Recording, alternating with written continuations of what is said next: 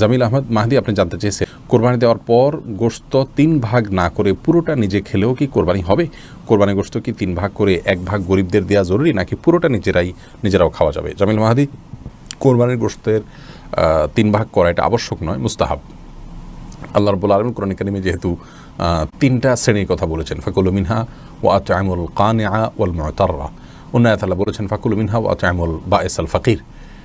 তো এই নির্দেশনাগুলো থেকে বোঝা যায় যে আল্লাহ রাব্বুল আলামিন 3টা শ্রেণীতে আমাদেরকে আপনার কোরবানি গোশতকে বণ্টন করার জন্য নির্দেশনা দিয়েছেন, কিন্তু এটি কোনো আবশ্যিক নির্দেশ নয়। যার কারণে কেউ যদি এটাতে একটু হেরফের করেন, যেমন নিজে একটু বেশি রাখলেন, গরিবকে একটু কম দিলেন, অথবা গরিবকে একটু বেশি দিলেন, নিজে কম রাখলেন, অথবা সবগুলো গরিবকে দিয়ে দিলেন বা প্রতিবেশীকে দিয়ে দিলেন, তাতে কোরবানি হয়ে যাবে। একটু হেরফের করলেও কোরবানি হয়ে যাবে।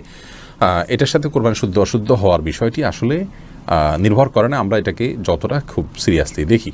তামান্না আফরোজ জানতে চেয়েছেন, রাসূলুল্লাহ সাল্লাল্লাহু আলাইহি ওয়াসাল্লামের পক্ষ থেকে কি কোরবানি দেওয়া যাবে? রাসূলুল্লাহ সাল্লাল্লাহু আলাইহি ওয়াসাল্লামের পক্ষ থেকে কোরবানি দেওয়া যাবে, যেমনটি আলী রাদিয়াল্লাহু তাআলা আনহু দিতেন। বাইহাকী সহ বিভিন্ন হাদিসের কিতাবে বর্ণিত হয়েছে যে নবী করিম সাল্লাল্লাহু আলাইহি ওয়াসাল্লামের ওফাতের পরে তিনি কোরবানি দিতেন, এবং তিনি বলেছেন যে নবী সাল্লাল্লাহু আলাইহি ওয়াসাল্লাম আমাকে ওসিয়ত করেছেন, অতএব তার পক্ষ থেকে কোরবানি দেওয়া যাবে। মাহতাব আহমদ জানতে চেয়েছেন, কোরবানির পশু জবে করার পর পেটে বাচ্চা পাওয়া গেলে করণীয় কি? শরীয়ত অনুযায়ী নিয়ম হলো সেই বাচ্চাকেও জবে করে দেওয়া, যদি আপনার খেতে ইচ্ছা না করে না খেলেন।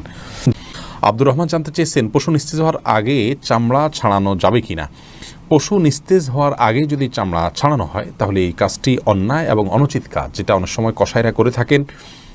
একাধিক পশুর কাজ তারা ধরেছেন, সেজন্য তারা এটি করে থাকেন। আগে থেকে কসাইদের সাথে এই বিষয়গুলো নিয়ে বোঝাপড়া করে নেওয়া উচিত, এবং কোনো অবস্থাতেই আপনার পশুকে এভাবে কষ্ট দেওয়া উচিত না।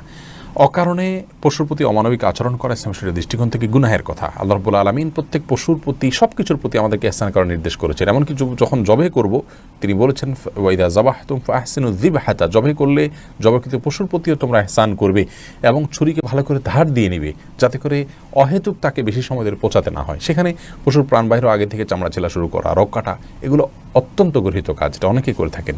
আমরা যথাসম্ভব নিজের জায়গা থেকে সাবধান থাকবো ইনশাআল্লাহ বিইذنিল্লাহ। রোদেলা রিসান ভূঁইয়া আপনি জানতেছেন, গরু ছাগলের বট খাওয়া কি জায়েজ? জি, এটা সম্পূর্ণ জায়েজ, তবে এটা যার যার রুচির ব্যাপার। কারোর যদি ভালো লাগে তিনি খাবেন, কারোর ভালো না লাগলে তিনি খাবেন না, একান্তই তার ব্যাপার। আপনি মোবারক জানতেছেন, হুজুর গরুকে জবাই করার সময় নাম নেওয়া আবশ্যক নাকি? না, গরু জবাই করার সময় নাম নিতে হবে এরকম কোনো বাধ্যবাধকতা নেই। আমরা অনেকে মনে করি যে গরু জবাই করার সময় নামের তালিকা ধরে পাঠ করতে হয়, এটা কোনো আবশ্যক কিছু না। বিধায় এটাকে আমরা আবশ্যক মনে করব না। এটাকে আবশ্যক মনে করলে বরং সেটি সমস্যা হবে। তবে হ্যাঁ, জবাই করার আগে আমরা যাদের পক্ষ থেকে কোরবানি করছি তাদের কথা উল্লেখ করে যদি বলি, আল্লাহ এটা অমুক অমুক অমুক অমুক তাদের তরফ থেকে কবুল করুন। তাদের বাবার নাম উল্লেখ করতে পারেন, অমুকের ছেলে অমুক, অমুকের ছেলে অমুক, অমুকের মেয়ে অমুক, এভাবে বলতে পারেন। আর না হলে শুধু নাম বললে হবে যে অমুক অমুকের তরফ থেকে আল্লাহ তাআলা এই পশু আপনি কোরবানি হিসাবে কবুল করে নিন। এরপরে বিসমিল্লাহি আল্লাহু আকবার আল্লাহুম্মা মিনকা ওয়া লাক বলে আপনি জবাই করবেন। এটি করাটা মুস্তাহাব, নাম উল্লেখ করাটা, কিন্তু করতে হবে এমন কোনো বাধ্যবাধকতা নেই। না করলেও কোরবানি হয়ে যাবে। আল্লাহ তাআলা ভালো জানেন আপনাদের অন্তরে কি আছে, কারা কারা নিয়ত করেছেন, অতএব সেটি অসুবিধা হবে না। আরাফাত ইসলাম জানতে চেয়েছেন, মৃত ব্যক্তির পক্ষ থেকে কোরবানি করা যাবে কিনা, সেই গোশত বন্টনের পদ্ধতি কি? মৃত ব্যক্তির পক্ষ থেকে কোরবানি করা যাবে। যিনি কোরবানি করবেন তিনি তার নিজের গোশত যেভাবে ব্যবহার করেন এটাকে ঠিক একইভাবে ব্যবহার করবেন। আব্দুল নূর জানতে চেয়েছেন, কোরবানি পশুর গলায় মালা পরানো সম্পর্কে বলবেন। মালা পরিয়ে যদি নিজের জাহির করা হয় যে আমার কোরবানির পশু এটি, মানুষ জানবে, এবং অনেকে আপনার ফুলের মালা ডালা ইত্যাদি পরিয়ে থাকেন মানুষের দৃষ্টি আকর্ষণ করার জন্য, এই কাজগুলো অনুচিত, অন্যায় এবং নিজের নিয়তের বিশুদ্ধতা যেটি আছে তার পরিপন্থী কাজ, এগুলো করা উচিত নয়।